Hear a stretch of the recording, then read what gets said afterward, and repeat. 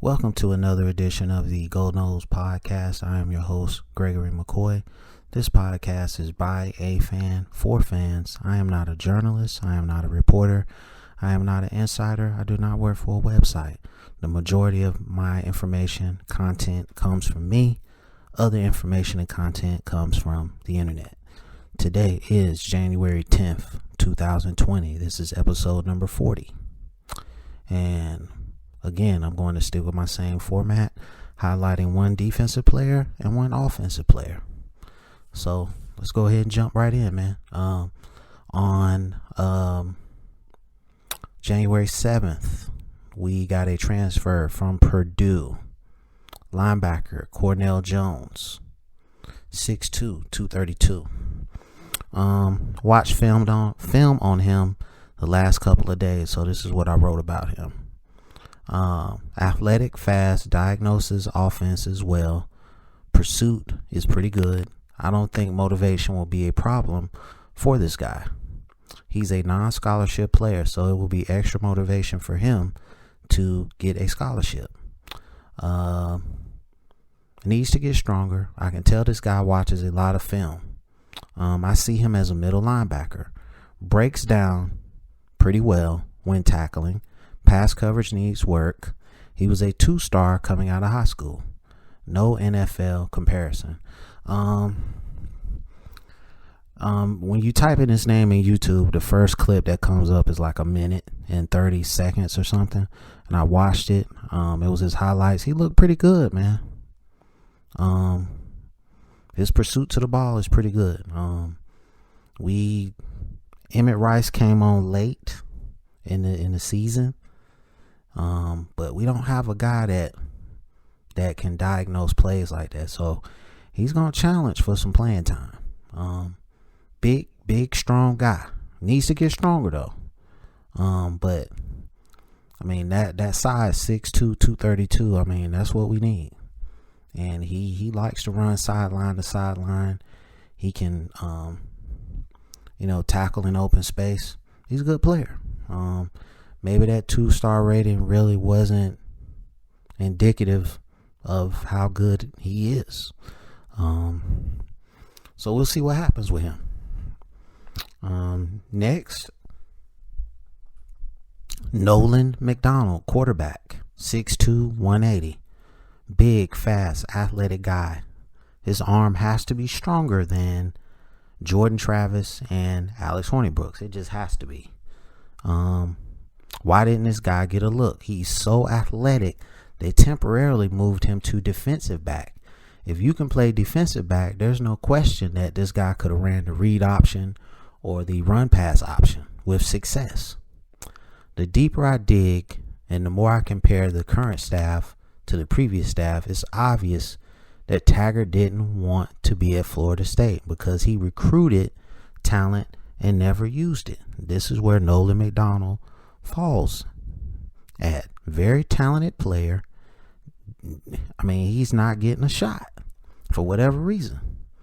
The current staff is making a lot of moves, and I just hope they're taking time to evaluate talent. I hope they really give Nolan McDonald a look. I feel like he's a hidden gem on this roster also. Limited film on this player, no NFL comparison. All right, so Nolan McDonald, from all the information I gathered, is back at quarterback. I could be wrong, but I didn't see anything that says they've got him listed still as a quarterback. He was practicing with the DBs for a while. I guess they've moved him back, but this guy's athletic, man, just like his brother Cam McDonald. They're very athletic, and I just hope they can both get on the field and contribute to this team. So let's move on to the next segment, which is, who does Florida State hate more, Tim Tebow or Trevor Lawrence? Let's go over Trevor Lawrence. Undefeated versus Florida State. 2 wins, no losses. 1 national championship. 2 ACC championships. Made us look like a JV team. arrogant in a smooth way. Plays for the rival Clemson Tigers. Classic dual threat quarterback, throws a great deep ball. 2 close games in his college career thus far. All right, so that's Trevor Lawrence right there. All right, Tim Tebow, 4-0 versus Florida State. 2 national championships, 2 SEC championships. He also made us look like a JV team. Arrogant in a intense way. Played for the hated Florida Gators. Gritty player, not a natural QB. Throws a lot of ducks.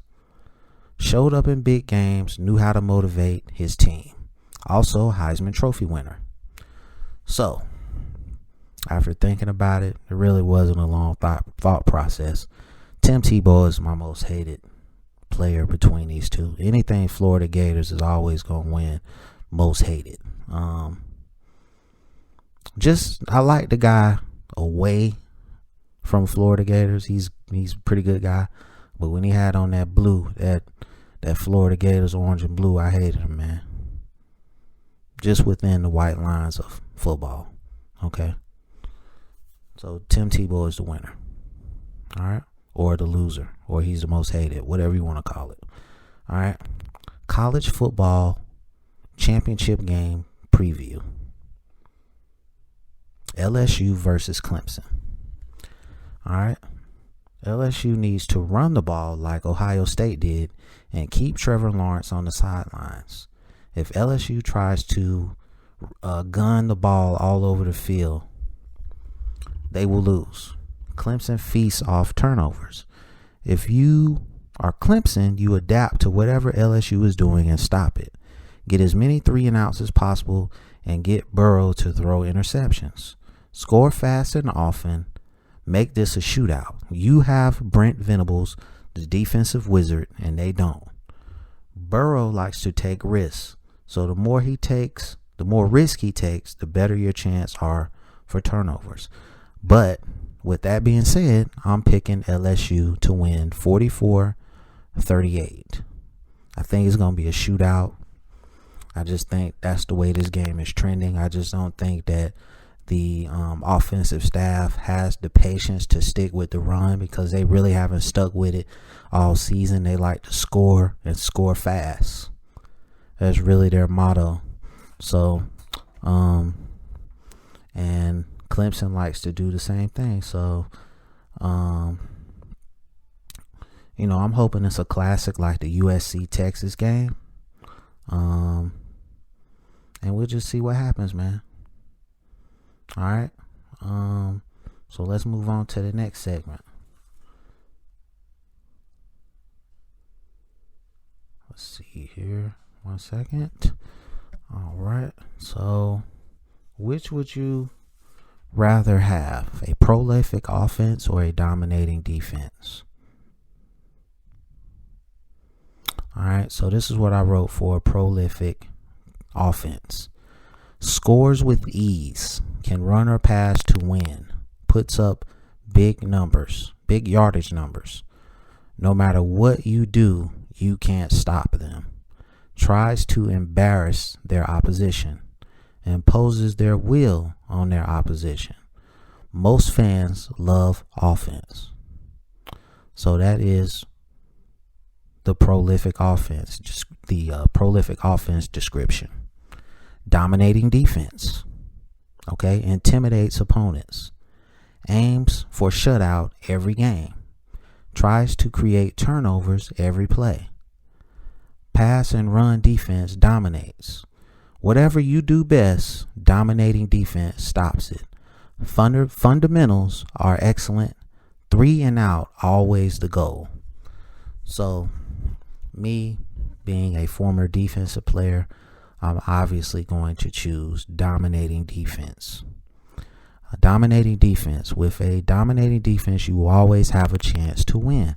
Now, unless your offense is just like Florida State's offense for the last 3 years, if you're constantly giving the ball to your offense, eventually they have to score. That's just the law of averages in football. Okay? You keep giving your offense the ball, 3 and out, 3 and out, 3 and out. They have to score eventually. There's no way. Okay? So, again, the winner is dominating defense. All right? And this next segment I wanted to talk about, I really put a lot of thought into. Favorite football movies. And I'm going to start with number 10. Let's see, The Blind Side with Sandra Bullock. All right. And then that's number 10. And then number 9 is going to be, let's see, I couldn't think of like the names of the movies when I was writing this. I remember like the movie, but and my internet's acting slow. Let's see. The Longest Yard. Adam Sandler in The Longest Yard is number 9. North Dallas 40, number 8. Number 7, The Replacements with Keanu Reeves. Number 6, Little Giants. Number 5, Remember the Titans, classic. All right. Number 4, Friday Night Lights. One of my all-time favorites.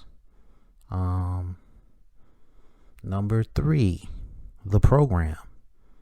I don't know if I have any young people that listen to this. The Program was like groundbreaking. I felt like it was based on Florida State, because their uniforms looked almost exactly like Florida State's. If you go back and watch that movie. Number 2, that was number 3. This is number 2. Number 2 is Any Given Sunday with Al Pacino, Jamie Foxx, LL Cool J, a host of other NFL players that Carmen Diaz was in it. It was just a great movie, groundbreaking. And my number 1 football movie, in my opinion now, is Wildcats with Wesley Snipes and Goldie Hawn. Okay, and I did have an honorable mention on this. Just give me 1 second. My honorable mention was, or is,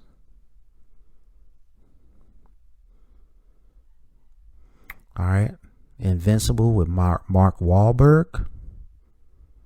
All right, Varsity Blues, and The Last Boy Scout with Damon Wayans and Bruce Willis.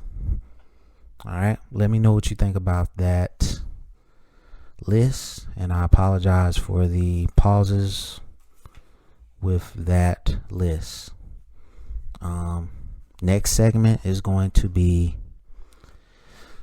entitled How Important is the Quarterback Position? Is it the most important position in all of sports? I say yes, it is, because like it or not, he's the face of the program. No matter what level, college or pro, the team will look to this guy to be a leader on and off the field. When the QB goes hard in the weight room, others will follow. When the QB studies film, others will do it too. The quarterback can literally make or break your team.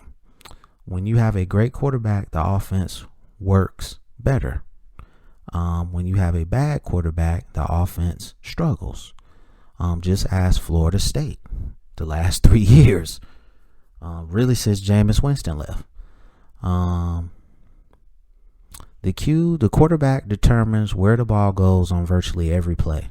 This is why I think the quarterback is the most important position in all of sports. I mean, this is no-brainer of the century right here. Okay. Easily the most important position in all of sports, man. He touches the ball on every play. Okay. So that's gonna do it for episode number 40. I hope you enjoyed it. This podcast is available on YouTube. It's available on Apple Podcasts, Google Podcasts, and Spotify Podcasts. And if you're listening to this on YouTube, please go down to the description, click on one of the links, and subscribe to the podcast in your preferred platform. And as always, go Noles.